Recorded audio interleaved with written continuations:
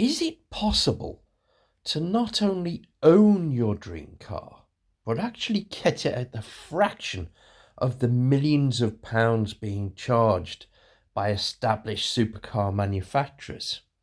The answer is yes. And if you watch this video, we'll tell you exactly how you can go about it. Let's start with this car, the Ultima RS, the latest evolution of the Ultima from Great Britain. Now, arguably, this is the king of the kit form supercar. It was born from a race car design that was built for the British kit car race series, and it has evolved through time to become a more sophisticated road car, so that it becomes more and more performance orientated, moving from the Renault PRV V6 right through to the current range, using supercharged or turbocharged Chevrolet power, 1000 brake horsepower. It certainly can match any supercar by any mainstream supercar manufacturer, and you can build it yourself for a fraction of the millions of pounds or hundreds of thousands of pounds that you would need to buy even the most basic mid-engined Ferrari, Maserati, Lamborghini, or any other of the established supercar manufacturers. It's not an easy build. It should not be your first build, and you certainly need to know what you're doing.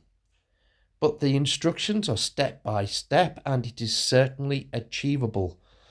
You could have your dream supercar for something in the region of £50,000 to £100,000, depending on the specification and how much you spend on the car, just like any other car. You get out more the more you put in. And there are even specialists who can help you build your car, or Ultima could build your car for you. But most of them go out as kits, and these are a huge export story. So that's our first supercar. Possibly, at the moment, it could be argued that it's the best, but that's largely down to owner's preference. But the UK does not have a monopoly on the kit supercar. Factory 5 in the United States actually produces more than one supercar design, but probably the top of their range is this, the GTM. Again, powered by a V8, race space frame chassis, very sophisticated, very fast. I have not yet seen a back-to-back comparison between the Factory 5 GTM and the Ultima RS. I think that would be a very interesting feature, and it would certainly be a very interesting video. And if Factory 5 would like to invite me over to America, I would be delighted to come and take a closer look and to do a video for this channel and for the people over in Europe who'd like to know more about it. They do have an agent in the UK, but it would be fair to say that the majority of sales are in America. And again, you can build your own supercar to your own specification. And there's actually so much in terms of tuning potential available at very reasonable costs in America that over there, this car gives you such amazing potential to have your very own personal supercar. I mean, let's not forget, you build it yourself. It's a very personal attachment that you don't get with something that you just go into a showroom and pick up. This thing has evolved. You have seen it from a set of components right through to a finished car. And believe me, when you drive any car that you've built yourself, there's a very personal connection. Another car from Factory 5 is the 818. Now, this uses Subaru Impreza 4-cylinder turbo engine, so you're talking at least 200 brake horsepower before you've even tried to tune it. I would call this a compact supercar, like your 911 compared with, say, a Ferrari. It is something that's a little bit more practical. You could use it a little bit more every day. But don't think for 1 second that it is any less of a supercar than the other cars featured here. I mean, it's got amazing styling. Again, it's a car I would love to do a video on if anyone in Britain has one, or if anyone over in the States at Factory 5 is watching this. We would love to come over and do videos and magazine features on the car. Now, the idea of a kit from Supercar is nothing new. Back in the 1980s, a company called UVA, for example, created this. A Rover V8, mid-mounted in a steel frame. It's an evolution, believe it or not, of a sandrail. But this F33 Can-Am is amazing in terms of you have a very, very powerful V8 in a very lightweight car. Wouldn't it be fantastic to have something like this now? I mean, there's nothing on the market in the UK that compares directly with this. And that, for me, is a market it's an open door for somebody to create something. So we thought, well, let's look to the future. What would a future F33 Can-Am look like? Let's use an Audi V8 and you'd create a body like this. Now you tell me, would you want to build and own this car?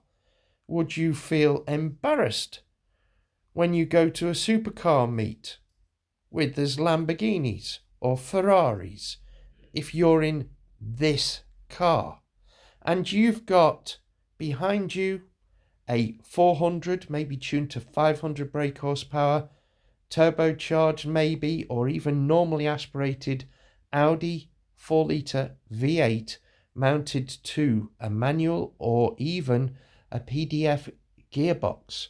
I mean, this could be the future. I know I've talked a lot about electric cars in the past, but tell me, folks, leave a comment in the comments below. Would you like to see something like this put on sale in the UK that you could build yourself with an Audi V8 mid-mounted? I mean, come on. The performance figures I would estimate at conservatively 0 to 60 about 4 seconds. Top speed, it's got to be somewhere in the region of 180, 190. Open top, there'd be nothing like this on the road. Absolutely nothing to compare with it. You don't have doors. You step over the side, you slide in, and wow, I'd love to have this car on the market. Come on, folks, leave a comment below. What do you think? The yellow car, let's call it the yellow car. How many of you would like to see somebody build this or something like this? Or let's go another direction. How about a futuristic supercar that you could build yourself? Now, this looks like nothing else that's on the road. There isn't anything like this on the kit car market. I think the Ultima RS is probably the closest. But again, there's room for more than one. So, okay, let's call this the red car for the sake of identification. Who would like to see this? What engine would you like to see in it? Would you like to see an engine at all? And yeah, come on, give us some comments below. What specification would you give this car? Would it be a monocoque? Would it be a steel space frame? How much would you see the kit price? Would this be something that someone could build themselves at home? should somebody take this design as a starting point and build something like it and put it on the market? If you're in America, would you like to see this car on the streets in America? Anywhere else in the world, tell us where you are, leave a comment below, and tell us, would you like to see the yellow car or the red car, and in which specification would you like to see them? Would you have a stripped out interior? Would you have a leather interior? Or would you have a man-made material interior? Would it be carbon fiber body? Would it be GRP? You see, these are all the things that you can look into, you can develop when you look at a car like this. And let's face it, I don't think it would hurt the industry to have this available. Anyway, hope you've enjoyed the video. If you want to support the channel, we've got a Patreon page, or you could just buy me a coffee. And if you want to do it for free, just hit the bell or the thumbs up. Many thanks. And in the next video, we will explore some more design ideas.